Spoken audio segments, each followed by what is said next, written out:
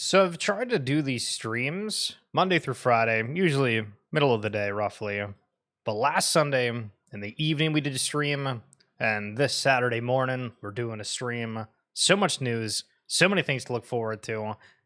And this could be you. Listen, this is for FC Barcelona. But imagine you getting up, Martin, what's going on? You getting up every morning and there is a platter. You want a ham and Swiss sandwich? You can have a ham and Swiss sandwich. You want a freshly baked croissant? You can get that. Do you want a croissant with chocolate in it? Do you want some orange juice? Do you want to go out for snacks on the side? You can get whatever you want, whenever you want it. And that's the hope and that's the dream. And I think people are starting to feel positive about things in a very big way. And we underestimate, I think, wildly what the timeline is going to look like if we actually have more of an altcoin run-up. Because again, we've seen a couple majors, but then you talk to everybody out there and you find out real quick most people are hanging around in the dirt. And so if there is an altcoin season that is any sort of respectable manner, yo, you and I, we're going to get up, we're going to have some orange juice, we're going to have some nice croissant. Hell yeah. Yo, Martin is croissant. Yo, okay, I got to remember. 2 weeks ago, you were scared of the dip. Now you're scared of the dip again. In a few weeks, you'll be scared of the next dip. I'm buying every single one. Now, this isn't financial advice, but it's just a take from Miles here. And I think we have the largest amount of PTSD of people that were in the NFT crypto space in any sort of capacity. There's just so much worry. There is so much, okay, we're going to sell instantly. I feel that we're not going to see the same things that we've seen before, except for the fact of 100% everybody's going to be using leverage all the time, and we'll have these swings and whatnot. But I don't know. I think the majority of people are scarred, and they're going to be looking at this market in a completely different way. But we continue to get positive headlines. Heading into the weekend, it was announced that the Federal Reserve ends program that increased bank scrutiny of crypto. It's interesting. All about that choke point 2.0. But some other positive news heading into the weekend tonight. Inter Miami versus the LA Galaxy. Ricky Pooch waiting to come back for LA Galaxy, but Messi coming back for Miami. Very exciting. 7:30 on Apple TV.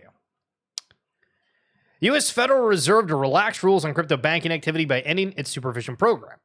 So this is what we just went over a second ago. And to highlight how jargonish-y, is that a word? Do we make that up? Government jargon there is. Take a look at this. So this was like actually the report or explanation of what happened. The Federal Reserve Board on Friday announced that it will sunset its novel activities supervision program and return to monitoring banks' novel activities through the normal supervisory process. Since the board started its program to supervise certain crypto and fintech activities in banks, the board has strengthened its understanding of those activities, related risks, and bank risk management practices. As a result, the board is integrating that knowledge and the supervision of those activities back into the standard supervisory process and is rescinding its 2023 supervisory letter creating the program.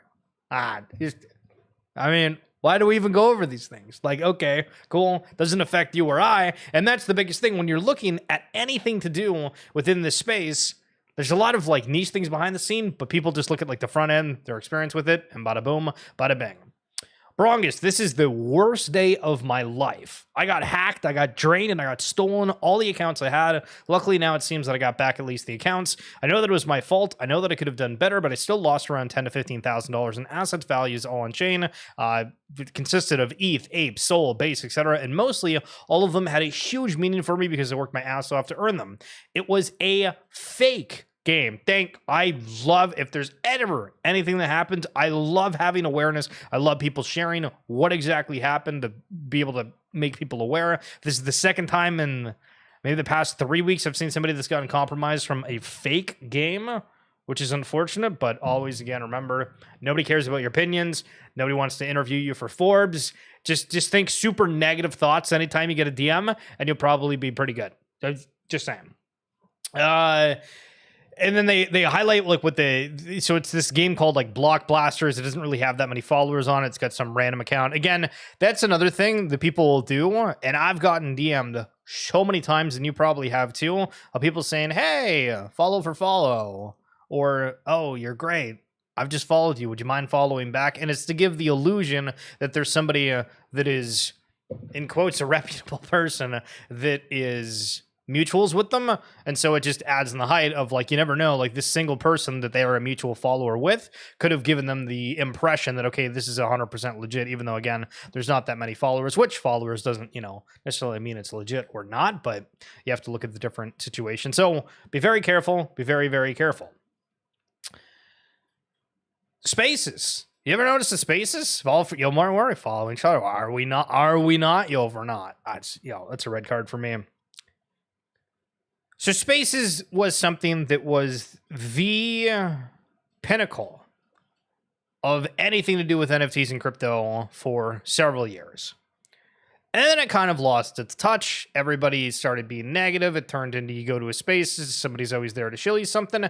Newsflash, you go to almost anything, they're trying to show you something. Just the way that it is. But that's okay.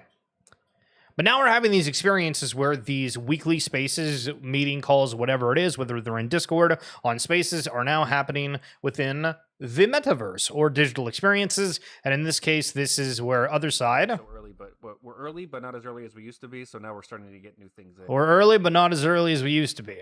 That's insightful right there. Hell yeah. So if you want to listen to what's going on with Bored Ape Yacht Club, you're actually able to join in on this Otherside experience and just hang out and being able to see other people's names, and it feels more like an actual get-together. So we'll see what the sort of uptick for collections are moving forward, because is it something where everybody just does something within a digital experience? That'd be cool. Board FM, Fibaka, please, for the love of God, just hire a social media person, expert, Bored Ape Yacht Club. Listen, we got the mans coming through. Let's react. People have been complaining about the lack of social media presence forever. Make the story and IP grow and show up normie combos naturally. I don't personally care much, but most do. There has been a wild need within the space as a whole for simple reassurance. Like, if there's one thing that if somebody was going to hire me and be like, yo, I need you to give advice as we're moving forward, just come up with the plan to have reassurance to people. I think patience is something that everybody has. Sure, they'll crash out here and there over certain stuff if something doesn't hit or takes longer than needed, but people just want some damn reassurance. And if they feel that, all right, posting memes, posting stuff that's trying to stay relevant, we've seen a very conscientious effort from collections that have hired social media people to then reply to viral posts of sorts. So as an example, if you go to like Watcher Guru, they have a timeline that is just full of major headlines. And you'll notice there's starting to be comments from companies, not people, giving a take, a perspective on it, usually something neutral, maybe something hilarious. Especially with Pudgy Penguins, they've done this all over the place. And I don't think it's necessarily a bad thing, but it does show that the attention, the awareness, what lengths people are going to is changing. And so you have to keep an eye on it. And I don't think necessarily the Bored Ape strategy is bad by any sense, but I've seen that this take is continuing to happen. And so here's another one, of course. Yuga Labs has more than $150 million in its treasury. Yet since 2023, they haven't been able to manage daily posts on TikTok, Instagram, or create long-form YouTube content. They hold 4,000. Wow, wrong number. They hold 400 CryptoPunks. Why not sell one and hire someone to properly run their social media? CryptoGarga, please explain. Too often wanting reassurance is code for wanting insider information. See, I would push back on that, Martin, a little bit, because I think people just want to know that things are still happening in any stretch of the imagination. So let me use an analogy, and this might be it's kind of a weird one, but as an example, within Ball and Tips is going on 400,000. in sports, let's take like a farm team of sorts, right? So in the NBA, there's the G League, which is like the second tier division. In the NHL, there is the AHL, which is the American Hockey League. And those are teams that feed the professional teams, right? There's some kind of growth. But then when you think of where the teams are located, you have fan bases that are around it, okay? And you have to think, or once you realize, okay, so these teams that are in these cities, they have a lease on a building. And let's say that you are a fan of a team, to use an AHL team as an example, you're really into hockey, and you know that that team's lease is up in a year. So in theory, right now, you're like, I can enjoy this sports team locally for 1 year, and then it's gone. Man, I don't want to go out and buy jerseys. Maybe I want to get a season ticket or something like that, but like, I don't want to do that if it's only here for another year. But then the announcement comes out that they've just signed a 3-year lease extension to keep the team where it is. Holy shiitake mushrooms. I'm excited. This is a great day. And so I think, obviously, when you look at the Web3 IP, the brands, the collections, all that sort of stuff, it's very similar to sports in a way. And that's the kind of reassurance that I'm looking to. Show that we're continuing to build stuff. Show, okay, maybe this team that we put together on the ice wasn't like that great, but here's some of the new rosters that we're bringing in, having some excitement, partnerships in this case instead of like a new player, and we can go down like a list of what those reassurances would look like without it being insider information. You know what I mean? Because I think it's really just people want to feel excited, people want to feel motivated, and they've seen time and time again where there's something that unfortunately kind of stops on a whim, and just having a little bit of assurance can go a long way. Yo, Yappo, what's going on? We wrote our own official NFT DC comic at DC Candy. Not many people know that. Hell yeah. So hold on a second. So are you saying that like the official comics that were launched on Candy were written by the team that got hired specifically for that? Or give me a lowdown on what you mean by there. Yo, Soulflake, what's up? But they don't think like that. They are focused on the selling point instead of longevity of their project. Yes. Well, sorry. Are you saying that from the team perspective, or are you saying that from like the community's perspective? Because I think those are a little bit of like two different arguments depending on how you look at it. And so when we talk about the selling point, well, thank you very much, Soulflake. There was Jihos who was over talking with Thread Guy on their stream and talking about how they have a huge treasury, which we just heard. Yuga has 150 million. I think we looked at Axie's yesterday and they had 69 million. What else do you have to say? Axie made $1 billion in protocol revenue. Axie made $1 billion in protocol revenue. Holy shit. That's actually... that's insane. And we forget to a point that when one game has massive success, we see a huge speculative run on things that are similar. So Axie Infinity went completely crazy. It had something to do with breeding. And not to go way down the rabbit hole here, but the essential concept is you have these characters and you're able to play these cards. Like it's a card game with it, and you get these points like Smooth Love Potion, and you were able to trade that, and it cost X amount to breed. And as long as there was more players that were coming in, people were looking for like better breeding players, certain abilities, whatever. The market went completely bananas. Banana zone, right? And then we saw the likes of Zedrun, which had a very similar thing, except the concept, instead of having a card game and having to know these characters and stuff, you bought a horse, you paid to enter it, and then it raced, and you were like, woo! Maybe not exactly like that, but some sort of woo. And the breeding, people were paying insane amounts for the breeding. And all of this conjoined apparently generated $1 billion in revenue? That's crazy. In 2021, it was the number one right? Like we started the revenue meta. Like we started the idea of, okay, there's a protocol treasury. You have these funds that are going into the treasury, locking up tokens. We made $1 billion and locked up like a ton of ETH in there as well. And so, yeah, I believe that we actually started the revenue meta because we were kind of new to crypto. So we're like, yo, how do we make a token that's useful? Okay, like you probably need like a real We're new to crypto. Makes $1 billion protocol. on-chain business that is backed by people wanting to pay. And there are people where like paying to breed Axies. 4% of the marketplace fee was going into the treasury, right? So we really innovated a lot when it came to viral token incentives, as well as actually like finding a legitimate on-chain business model. Well, Axie made $1 billion in protocol revenue. I just feel like we could just play that like on repeat. Like I really can't get over how like genuinely absurd that is. Like genuinely absurd. Smooth Love Potion always was a ridiculous name. Yeah, I agree. I don't like what are we doing on that sense? I have no idea. Also, what the hell do I put behind here? Because I realized like if I'm trying to switch between like the screen and then like just talking, I need to come up with like a better like segue. I don't know. So what the hell do we put in the background here? The community voted on the title of the comic, different covers, vehicles, and storylines, etc. It's called the Legacy Cowl, and there are 3 of them. They're officially licensed DC NFT products. We also have the hardback physical. Hell yeah, that's super cool. And again, we've seen, right, like there's certain sports teams that have tried coming into the space and being like, hey, let's vote on if we're going to buy a striker, a defender, a midfielder, a goalie. And there is really cool community activations that are out there. We don't always get to see what they look like. Candy is owned by Root Network now, so hopefully we get our keys soon. And I saw some people showing that the migration process had started with that, so I think that is awesome.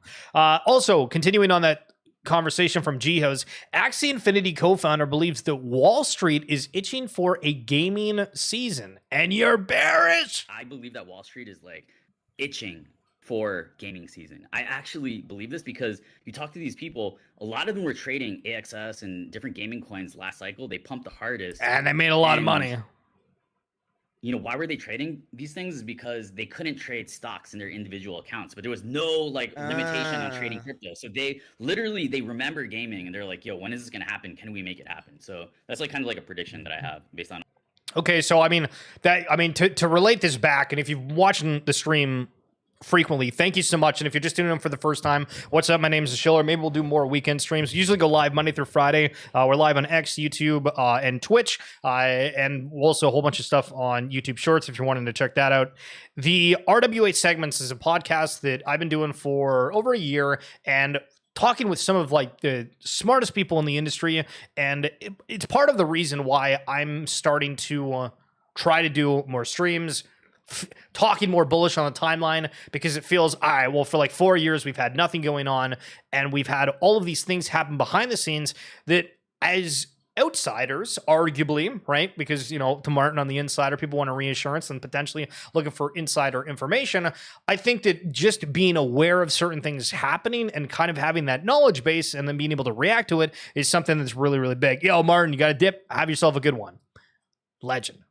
So on the Portals podcast that we just did, and Portals is a digital experience platform, and Adam Gomez is one of the co-founders for it. He made a comment about how venture capitalists are more people.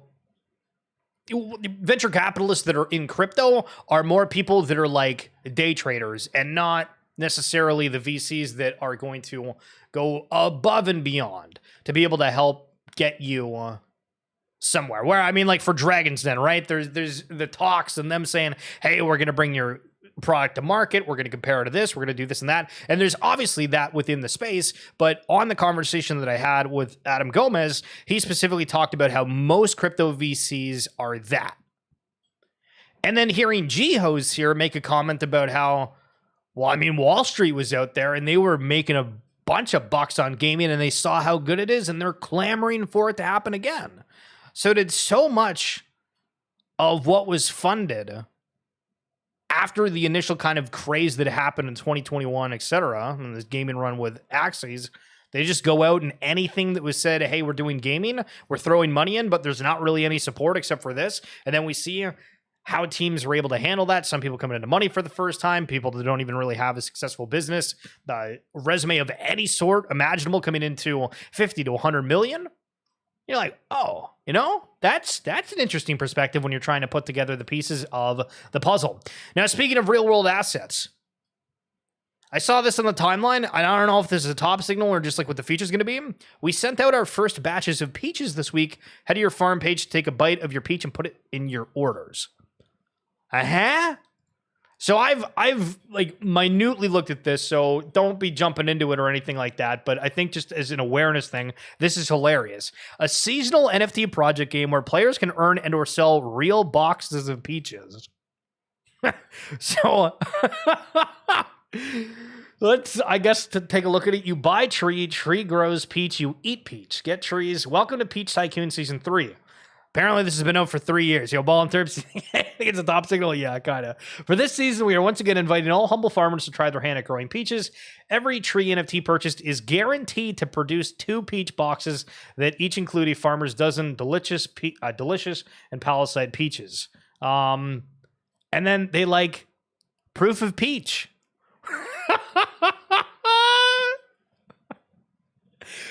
I mean, I don't hate it. Like, I don't hate it. Part of it's cool that you're able to like help out a farmer. And this is also some of the components, right? Because there was, son of a gun, what is it called? Agrify. And it was like a fund that was working with like several different countries and farmers and highlighting how there's a huge opportunity. There's X amount of farmland, but they need funding for it. And they're trying to use the access to crypto payments, because again, some countries are kind of wonky, inflation, whatever, to be able to help fund these farmers that are doing stuff. And so this is the second time I've come across something similar-ish, but maybe the top signal that we were looking for. Insight: UAE travelers can book flights with Bitcoin, Ether, USDT, and more via Emirates, Travala, and Air Arabia. So while Air Canada is completely shut down, we have other flights that are taking crypto because they're not stupid. How great is this? I love the real world contract application on the contact on the blockchain. I agree. And I think that's where the narratives around RWAs are going to become really huge, because right now it's focused on stablecoins, but the aspect of every industry, everything that we involve in, somehow connecting on chain, that's going to be spicy. So we said we're going to talk bullish. And we're going to talk bullish. The 1,000th ranked tech stock has a 59 million market cap. Okay. The 1,000th tech stock, okay, 59 million. Again, remember, technology. Now, when you compare it to crypto, 59 million market cap puts you at about rank 528. So the 1,000th rank actual sorry, when I say actual business, I just mean like, crypto's actually true. You got what I mean. But the actual business side of things, 59 mil puts you in the top 1,000s in tech, where we're saying that industries are going to get changed entirely by certain protocols. And I think there's going to be several that aren't even ranked 1,000s, maybe even 2 that haven't even come out yet. And so when you talk about these comparison games and the opportunities that are here, this is a prime example. I mean, again, if we did all stocks, these tech stocks wouldn't even crack anything within there. These are the things that are supposed to change the industry. In just 2 months, the Peach Company will be reporting $1 billion in protocol revenue. From Axie Infinity to Peaches. That's what we are talking about. What the F is going on with the new MetaMask update?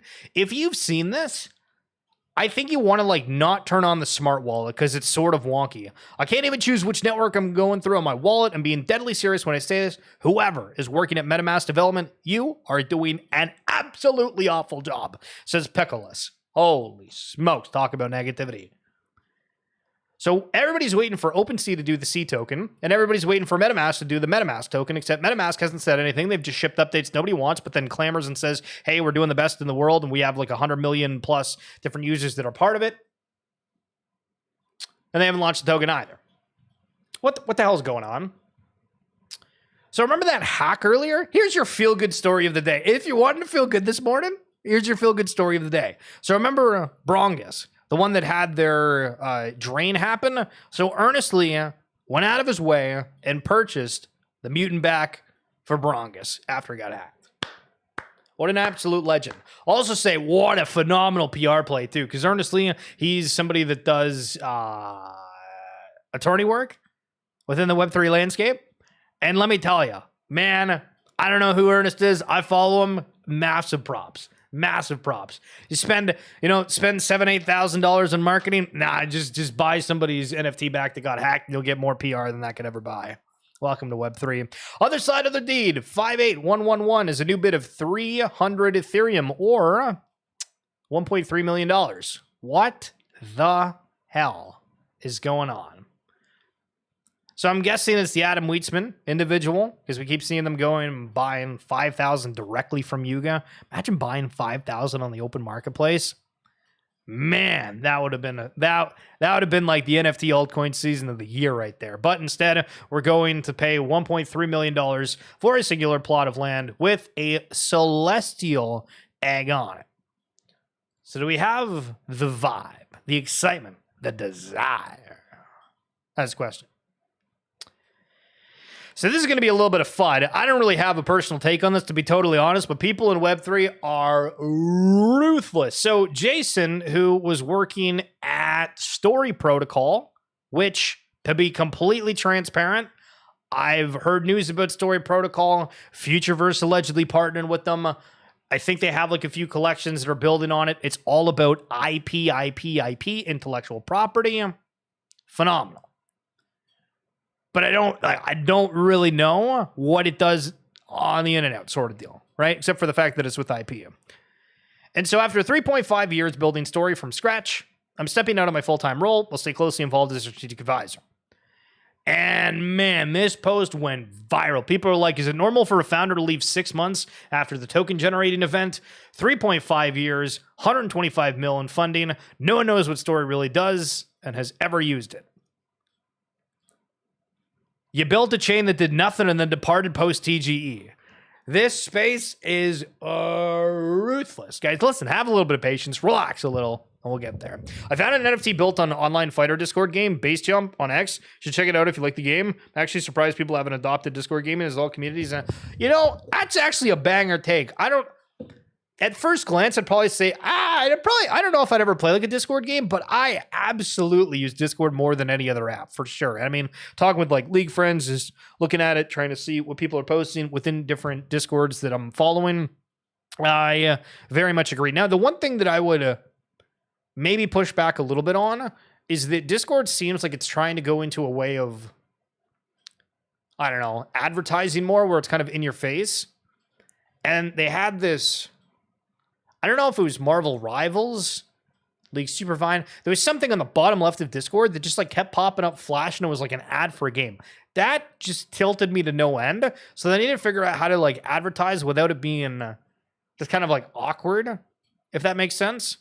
But I agree with you. I think Discord gaming, I like that. Let's keep that narrative. We got to figure out how to get funding. We'll get that Discord game going. Okay, Simon, what does he got to say? Sure, I am bullish on macro and all that crazy fundamentals for crypto right now. But what gets me really hyped is the current sentiment and disbelief of most. Everyone's talking about taking profits, calling tops, waiting for better entries. Some even think this is just a relief rally. Again, talk to most people that are like passively in crypto. None of them are bullish. Like none of them are even optimistic. They're just like, this went horrible. Depending on, when they got into the space, there's really, I don't think that many people that are excited at all. So let's keep going. Let them sideline themselves and wait for a better entry that never comes while we are riding to absurd new highs. This isn't a relief rally. This is a revenge pump, and it's far from being over. This isn't a relief rally, he says, and I'm going to take that from Dr. Rafa here. Calling it a revenge pump is diminishing. This is a revolution. Anyone sidelined on crypto is missing a lot. Now, that's like partially kind of aggressive, right? But also at the same time, when you look at the comparisons between stocks and crypto, and if Project Crypto in the US is saying, hey, we're taking everything and we're putting it on chain. We're taking everything and we're putting it on chain. And people are just like, that's not going to mean anything. What? What are you talking about?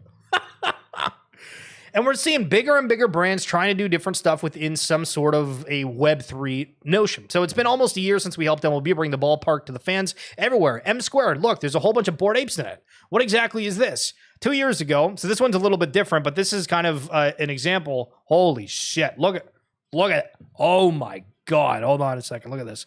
Look at my hair doing this. Oh, baby, we need a haircut. That's crazy. But this is what it looked like back in 2023 when they were trying to do a metaverse for like an all-star game. Tonight we have Improbable, the creators of Other Side's Metaverse. If you're familiar with Bored Ape Yacht Club, they're creating this all-star celebrity softball game where we're able to watch it from their virtual stadium. This is the first look at it. Looks like we're able to pick out different teams. Sponsored by Corona, so why the hell not say that and then say that we are Schiller. We are saving the profile, and now how does it work? Okay.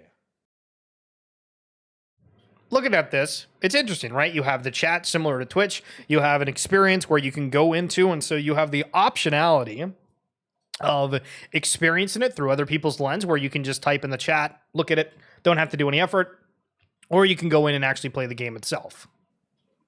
What? Oh, look at that. Yes, I can see some dancing going on down there. A lot of great moves. What the hell is this? Yo, the commentary people bring for this, or whoever gets hired for these things, L hire. Good. So, look, everyone, we want to make sure you'll all be able to get social and make friends. So, we've got a chat that can be accessed with the chat icon. First of all, this is exactly how the Other Side demo went with somebody talking. I don't know why, but it just feels kind of strange. I don't know if it's the people that they have talking with this, if the fact that, you know, I'm not actually in there, which I should hit Q. You've been placed in the queue. We will notify you when you return. We will wait here to see if we can get in. But Alex, I think there's another thing we should talk about, and it's, I think, probably one of the most exciting, to be honest with you. I think they even gave me a Blue Jays shirt. Look at that. Hell yeah. Hell yeah, brother. Hello, Chris Lampert. Were you not in...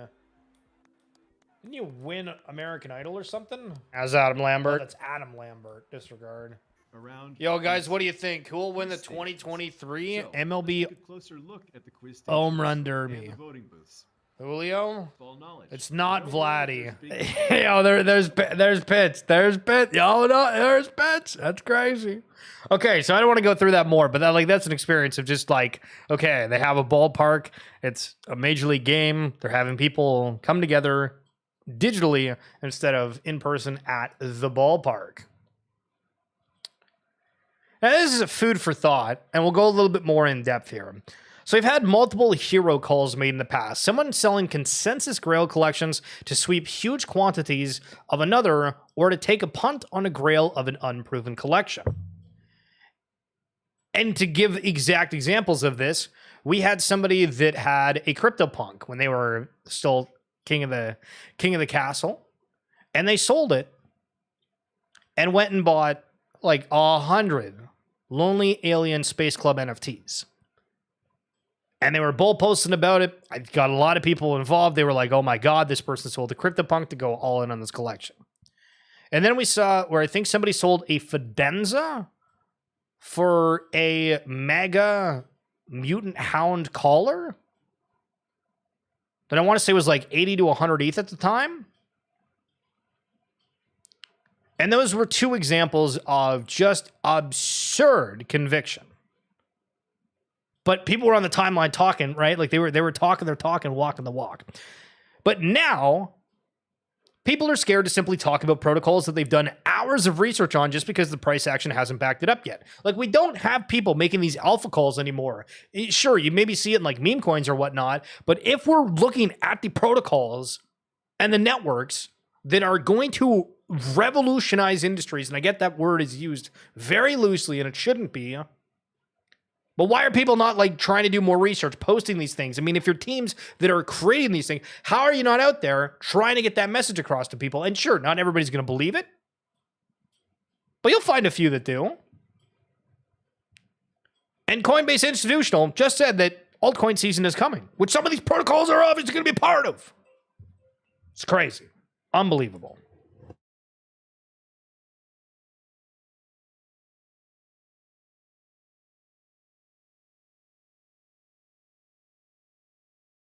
All right.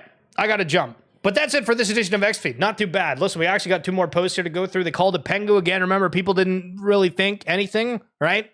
But the people that bull posted about Pengu when the team swapped, they look absolutely brilliant. And the Bitmine ETH Treasury acquired all of its holdings in the last 34 days. Imagine 34 days, straight to the moon. Everybody's there getting bullish. Thank you guys so much for coming on through. Yappo, Ball and Third, Soul Flake, Martin. Yeah, I think that's it. We got like 3 of you, 4 of you. Oh yeah, appreciate you guys coming through. I'll see you tomorrow as per usual. I mean, sorry, actually, maybe we not. I don't know. Tomorrow's Sunday, Monday, whatever the hell it is. Thanks so much. Talk soon. Peace.